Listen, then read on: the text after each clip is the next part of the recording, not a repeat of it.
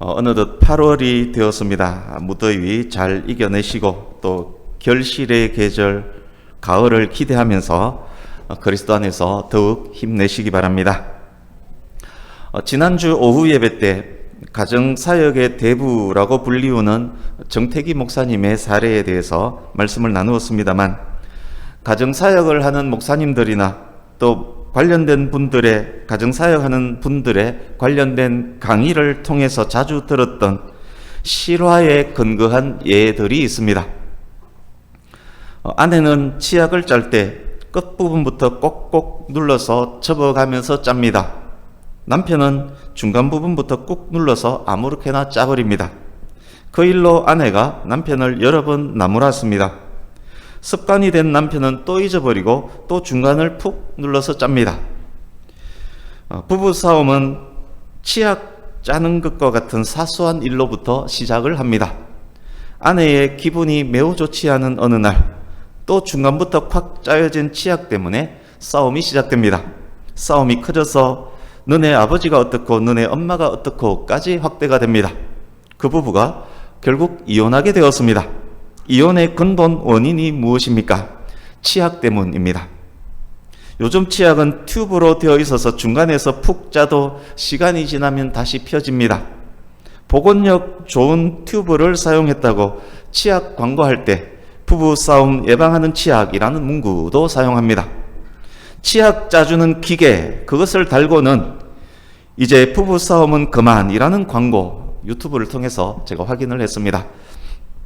그런 광고 문구를 사용합니다. 치약 때문에 싸우는 부부가 많다는 이야기 아니겠습니까? 비단 치약만이 아닙니다. 아내는 양말을 정갈하게 접어서 차곡차곡 넣습니다. 남편은 대충 짝 맞춰서 대충 구겨서 집어넣습니다.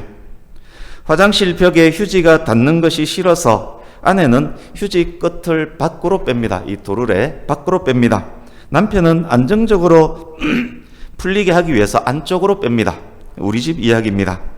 그런데 이런 사소한 것들이 반복되면 잔소리가 됩니다. 잔소리가 반복되면 싸움이 되고, 싸움이 결국 이혼에 이르는 경우가 허다합니다. 교회 분란도 이런 사소한 일로부터 시작되는 경우가 많습니다. 어떤 교회에서 피아노를 강단 위에 둘지 강단 아래에 둘지 의논하다가 싸웁니다. 어떤 교회에서는 피아노를 강단 왼쪽에 둘지 오른쪽에 둘지를 두고 싸웁니다. 강단 위파, 강단 아래파, 강단 왼쪽파, 강단 오른쪽파 나뉘어 투쟁을 하다가 결국 큰 싸움이 됩니다. 어느 교회에서 식당 공사를 하는데 어떤 장로님은 신발 신고 들어가는 식당을 원하고 어떤 장로님은 신발 벗고 들어가는 식당을 주장합니다. 제가 아는 어느 교회 이야기였습니다. 강단 위 카펫을 붉은색으로 할지 다른 색으로 할지 논의합니다. 신발 신고파, 신발 안 신고파, 붉은 카펫파, 안 붉은 카펫파, 서로 목소리가 커지다가 싸움이 됩니다. 예배 시간에 기타 연주를 해도 된다파와 안 된다파, 드럼 된다파 안 된다파가 서로 다툽니다. 초기에 이런 일들이 굉장히 많았었습니다. 예배할 때 어찌 의자에 앉아서 예배한단 말인가? 의자 된다파 안 된다파. 예전에는 교회 안에 이런 의자가 있기 전에는 예전에 이 일로 참 많이 다퉜다라고 합니다. 사탄은 교회와 가정의 분란을 매우 기뻐합니다. 작은 분란의 배후에는 사탄의 공작이 있을 가능성이 매우 높습니다. 교회와 가정을 파괴하기 위해 사탄이 사용하는 전략, 전술 무수히 많습니다. 그중 가장 절개하는 전술이 파괴 공작 초기에 가장 효과적으로 사용하는 전술이 이간질입니다. 별것 아닌 것으로 싸우게 만들고 별것 아닌 것으로 시기 질투하게 만들어서 부부를, 가족을, 목사와 장로, 장로와 장로, 집사와 집사를 서로 멀어지게 만듭니다. 이간질이 분파를 만들고 분파로 인해 분쟁이 일어나고 그 결과 교회가 깨지고 가정이 깨집니다. 그러니까 우리가 성도로 사는 동안에 왠지 시기 질투가 마음속에서 막 일어나고 왠지 부부 사이가, 성도와 성도 사이가 멀어진다라고 생각이 되면 그 배후에 악한 영이 없는지를 살펴보는 것, 자신을 살피고 분별하고 대처하는 것 매우 매우 중요합니다. 가정과 교회에 그런 영적 분별력이 꼭 필요할 것입니다. 고린도전서는 바울 사도가 고린도 교회에 쓴 첫 번째 편지입니다. 고린도 교회가 당면하고 있는 여러 문제점들, 고린도 교회 성도들이 안고 있는 여러 의문점들에 대해서 신앙적 답변과 교훈을 주기 위해 쓴 편지입니다. 고린도 교회에 어떤 문제점들이 있었는지를 알기 위해서는 고린도라는 지역을 아는 것 필요합니다. 고린도, 오늘날 그리스의 코린토스입니다. 고린도는 양면에 바다가 있습니다. 두 개의 항구를 보유한 도시로 유명합니다. 고대 전성기 때 인구 75만 명이나 되었을 것이다 라고 추정되는 최고의 상업 항구 도시입니다. 그래서 부유한 사람들이 많습니다. 부유한 고린도 사람들은 교만하고 거만했습니다. 부도덕과 음행은 더욱 유명했습니다. 해발 600m 바위 언덕 정상에 사랑의 여신으로 알려진 아프로디테, 비너스입니다. 아프로디테 신전이 있었습니다. 지금도 있습니다. 1000여 명의 여자 노예들이 그곳에서 여신을 섬깁니다. 밤에는 그 노예들이 거리에 창녀가 됩니다. 엄난한 행위를 하다라는 의미의 단어, 헬라어 코린티아 조마이라는 단어입니다. 매춘부를 뜻하는 헬라어 코린티아테스, 모두 고린도라는 지명과 관련이 있습니다. 고린도가 얼마나 음행이 창궐했던 도시였는지를 짐작하게 해줍니다. 고린도 지역의 이런 특성들이 고린도 전후서에 잘 나타나 있습니다. 고린도 전후서 내용들 중 상당 부분이 교회 내의 분쟁, 성도들 안에 있는 음행, 세상 법정의 송사, 우상 숭배 등과 관련이 있습니다. 고린도전서 1장 1, 2절을 한번 보십시오. 이 편지의 수신자, 이 편지를 받는 사람이 누구입니까? 고린도에 있는 하나님의 교회, 성도라 부르심을 받은 자들, 예수 그리스도의 이름을 부르는 자들입니다. 바울은 세상 사람들이 아닌 교회와 성도들에게 이 편지를 쓰고 있습니다. 성도들에게 이런 내용의 편지를 쓰고 있다는 말은 고린도의 특성, 과거의 행태에 벗어나지 못하고 있는 사람들이 교회 안에 많이 있다라는 의미입니다. 5장 1절 2절 보십시오. 심각하고 놀라운 사실이 있습니다. 성도 중에는 세상 사람들보다 더욱 심각한 음행에 빠져 있는 사람도 있었습니다. 이방인들도 하지 않는 종류의 음행을 저지르고 그러고도 회개하지 않고 오히려 교만한 자들이 고린도 교회 성도들 중에 있었습니다. 바울이 그런 고린도 교회에 이 편지를 쓰고 있습니다. 말씀드린 배경들과 함께 알아야 할 인물이 한 명 있습니다. 아볼로입니다. 본문 표시해 두시고 우리 사도행전 18장으로 잠깐 가보겠습니다. 본문 접어두시고 사도행전 18장 앞으로 조금만 가면 됩니다. 신약 219페이지 18장 24절에서 19장 1절을 눈으로 읽으며 들어주시기 바랍니다. 바울이 고린도에 교회를 개척한 후 고린도를 떠났습니다. 아볼로라는 사람이 있었는데 알렉산드리아 출신의 유대인입니다. 학식이 있고 구약 성경에 능합니다. 일찍이 그리스도인이 되었습니다. 아볼로가 회당에서 담대히 복음을 전합니다. 그곳에 브리스길라 아굴라 부부가 있었습니다. 아볼로의 설교를 들어보니 기독교 교리 정립, 신약 기독교 교리 정립에 미흡한 부분이 있었습니다. 인물됨을 알아본 브리스길라 아굴라 부부가 아볼로를 데려다가 기독교 교리를 정확히 가르쳐 줍니다. 이후 아볼로는 능력 있는 기독교 사역자가 됩니다. 아볼로가 고린도 교회에서 사역을 합니다. 바울이 고린도 교회를 개척한 목회자였다면 아볼로는 후임으로 온 목회자라 할 수 있습니다. 아볼로는 제2의 바울이라 불러도 손색이 없을 목회를 감당하고 있습니다. 고린도전서 1장에서 4장은 고린도 교회 안에 있는 분열과 분쟁에 대해서 말하는 단락입니다. 3장 3절에서 9절, 오늘 본문 다시 가시면 됩니다. 3장 3절에서 9절은 그 단락 중에 한 부분입니다. 4절 보십시오. 본문 4절, 고린도전서 3장 4절. 고린도 교회 안에 있는 어떤 성도가 말합니다. 나는 바울파다. 또 다른 어떤 성도가 말합니다. 나는 아볼로파다. 고린도 교회 안에 분파가 생겼습니다. 전임 목회자 바울을 따르는 사람들, 현재 목회자 아볼로를 따르는 사람들, 고린도 교회 안에 바사모, 바울을 사랑하는 성도들의 모임 바사모와 아사모 두 개의 팬클럽이 생겼습니다. 3절 4절 전체를 보십시오. 바울 사도가 바사모까지 비난하면서 말합니다. 자기를 지원하는 카페, 그 카페를 비난하면서 말합니다. 너희 속에 시기와 분쟁이 있구나. 성도인 너희가 여전히 육신에 속한 사람들처럼 행하고 있구나. 교회의 분열은 보통 그렇게 시작되었습니다. 잘못된 열심이 시기가 됩니다. 그것이 분파를 만듭니다. 하나님이 원하시는 일보다 소속된 분파를 위한 일에 더 열심을 냅니다. 본질은 온데간데 없어집니다.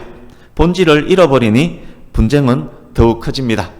조금 전 조정은 집사님 기도 속에 본질을 잃어버린라는 말을 기도를 올려드렸습니다. 본질은 온데간데 없어지고 본질을 잃어버리니 분쟁은 더욱 커집니다. 하나님께서 얼마나 마음 아파하실지에 대한 생각은 더 이상 하지 못하고 교회가 깨지든 말든 싸움에 열을 올리고 있습니다. 바울 사도가 말합니다. 그것은 세상 사람들이 하는 짓이다. 여전히 세상 사람들처럼 행하면 어떡하느냐? 정말 그렇습니다. 성도라고 하면서 세상 사람들처럼 행하는 사람들이 교회 안에 얼마나 많은지 모릅니다. 5절, 아볼로는 무엇이며 바울은 무엇이냐? 여러분, 아볼로는 무엇이고 바울은 무엇입니까?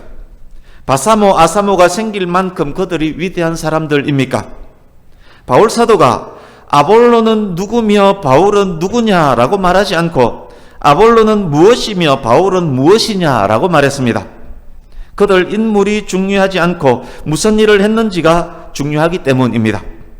그들은 하나님께서 맡겨주신 일, 고린도 사람들이 예수님을 믿도록 하는 일, 그 일을 수행하는 하나님의 일꾼들, 하나님의 종들일 뿐입니다. 바울과 아볼로는 인간적 칭송을 받을 만한 일을 한 것이 아니라 하나님의 부르심을 받은 자로서 하나님께서 부여하신 그 무엇을 했을 뿐이라는 말입니다.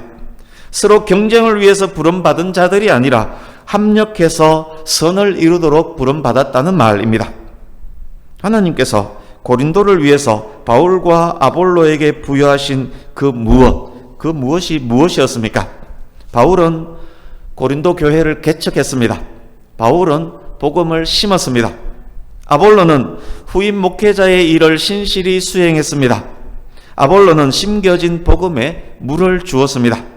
그러나 하나님께서는 자라나게 하십니다. 심는 행위, 물 주는 행위는 인간이 행한 과거의 일입니다. 자라나게 하셨나니로 번역된 원어는 능동태 미완료형입니다.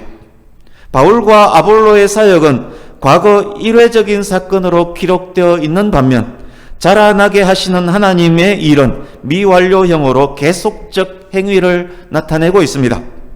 하나님께서는 과거에도 현재에도 미래에도 계속 현재로 일하시는 분입니다.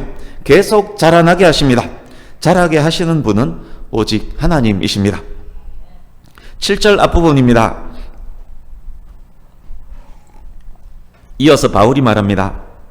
심는 이나 물 주는 이는 아무것도 아니다. 아볼로는 무엇이며 바울은 무엇이냐? 5절 물음에 대한 답이기도 합니다. 바울도 아볼로도 아무것도 아닙니다. 하나님의 뜻을 이루도록 부름받은 도구일 뿐입니다. 8절 앞부분 보십시오. 심는 이나 물 주는 이는 한 가지입니다.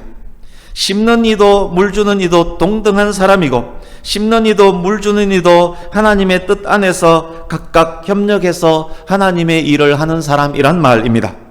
심지 않으면 물 줄 일 없고 물 주지 않으면 심은 것이 헛수고입니다. 바울과 아볼로는 그렇게 각각의 역할을 할 뿐입니다. 7절, 8절 뒷부분 보십시오. 7절 뒷부분, 8절 뒷부분. 그렇다면 중요한 것 무엇입니까? 자라게 하시는 하나님, 하나님의 자라나게 하심, 그것이 가장 중요합니다. 말씀 준비하면서 떠올랐던 시가 있습니다. 내가 그의 이름을 불러주기 전에는 그는 다만 하나의 몸짓에 지나지 않았다. 내가 그의 이름을 불러주었을 때 그는 나에게로 와서 꽃이 되었다. 혹시 시인 누군지 아십니까? 시 제목, 네, 김춘수 꽃. 훌륭한 분 많습니다. 김춘수 시인의 꽃이란 시입니다. 하나님의 자라나게 하심이 없다면 심는 것, 물 주는 것 모두 무의미합니다. 그냥 하나의 몸짓일 뿐입니다. 하나님께서 개입하실 때 심는 것, 물 주는 것에 의미가 생깁니다. 자라서 아름다운 꽃을 피웁니다. 하나님께서 자라게 하심으로 심는 것, 물 주는 것에 바른 의미가 부여될 때, 그때 심은 자, 물 준 자들은 각각 자기가 일한 대로 상급을 받게 될 것입니다. 9절입니다. 9절은 지금까지 말씀드린 내용들의 이유를 다시 정리한 것입니다. 원어에는 뭐뭐 때문에, 왜냐하면을 의미하는 단어 가르라는 단어가 있습니다. 바울과 아볼로는 마음을 합하여 하나님의 일을 하는 하나님의 동역자들입니다. 그들은 하나님께 충성해야만 하는 일꾼들, 종들, 청지기들, 도구들일 뿐입니다. 바울파, 아볼로파가 있을 이유가 없습니다. 그렇다면 고린도 교회는 무엇입니까? 고린도 교회는 하나님의 밭, 하나님의 포도원입니다. 고린도 교회는 하나님의 집입니다. 포도원 주인은 하나님이시고 바울과 아볼로는 포도원의 일꾼이란 말입니다. 집의 주인은 하나님이시고 바울과 아볼로는 집을 짓는 일꾼이란 말입니다. 10절 이하를 살짝 보십시오. 그리스도의 터 위에 지어져 가는 건축물에 대한 이야기가 나옵니다. 9절 하나님의 집이 자연스레 10절 이하 말씀으로 연결되고 있습니다. 이제 이 말씀을 우리 교회와 저와 여러분들에게 적용해 보려고 합니다. 오늘 말씀이 우리 교회와는 사실 거의 상관이 없음을 알고 있습니다. 우리 교회 성도님들은 시기도 질투도 하지 않습니다. 신발을 신을지 말지, 피아노를 왼쪽에 둘지 오른쪽에 둘지, 치약을 끝에서 짤지 중간에서 짤지, 그런 사소한 이유들로 분란과 분쟁을 만들 분 한 분도 없음을 알고 있습니다. 시기, 질투, 분란, 분쟁이 들어가기 이전에 먼저 담임 목사의 말과 성도들의 의견에 서로 귀 기울이는 귀하고 귀한 분들입니다. 그렇지만 본문 말씀이 우리들에게 주시는 귀하고 중요한 의미가 있습니다. 여러분, 새신자, 집사, 안수집사, 권사, 장로, 부목사, 담임목사, 그들은 무엇입니까?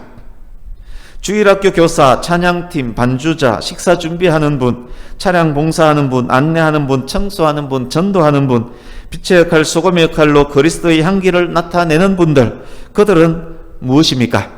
심는 자, 물 주는 자, 그들은 무엇입니까? 그들은 아무것도 아닙니다. 하나님의 일꾼들일 뿐입니다. 그들 모두는 하나님의 밭을 가꾸고 하나님의 집을 건축하는 일꾼들일 뿐입니다.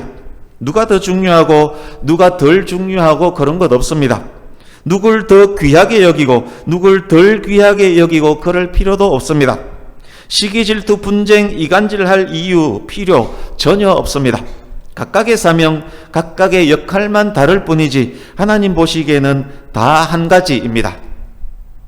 그러나 모두가 중요합니다. 그렇기 때문에 모두가 귀합니다. 담임 목사나 반주하는 분이나 안내하는 분 모두가 하나님의 도구로서는 한 가지이기 때문에 중요하고 귀합니다. 어느 것 하나 중요하지 않는 것 없습니다. 그러기에 우리는 그 소중하고 귀한 일에 또한 최선을 다해야 하는 것입니다.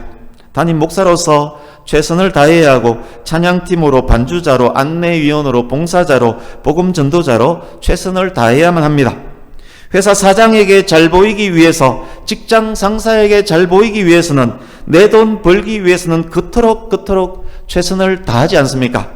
그런데 하나님께서 맡겨주신 그 귀한 일에 어영부영해서는 안 되지 않겠습니까? 예배자로서도 최선을 다해야 합니다.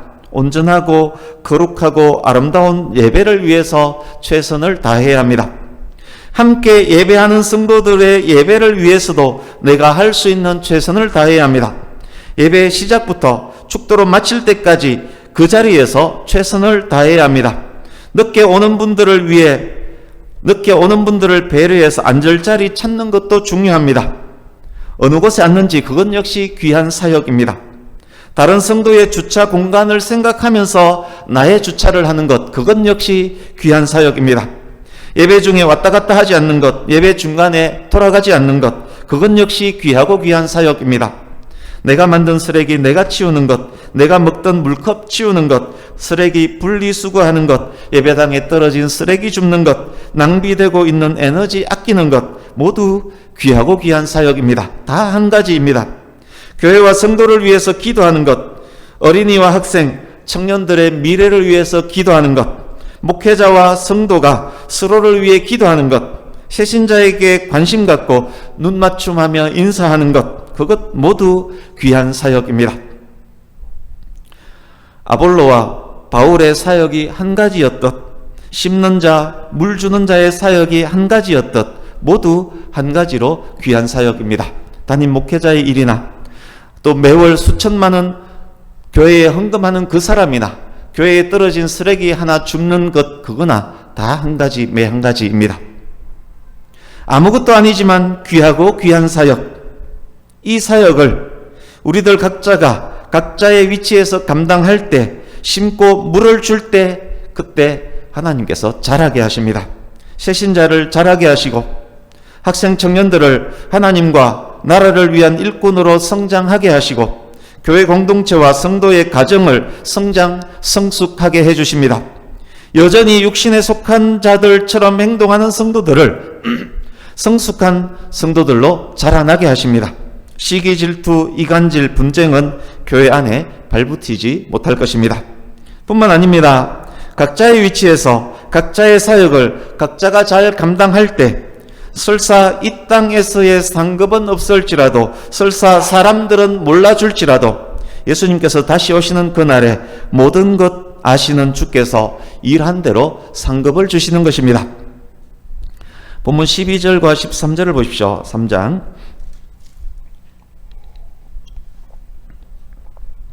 그렇게 감당한 각각 성도의 귀한 사역이 바로 불로 공적을 시험할 때 타서 없어지지 않을 금과 같고 은과 같고 보석과 같은 것입니다.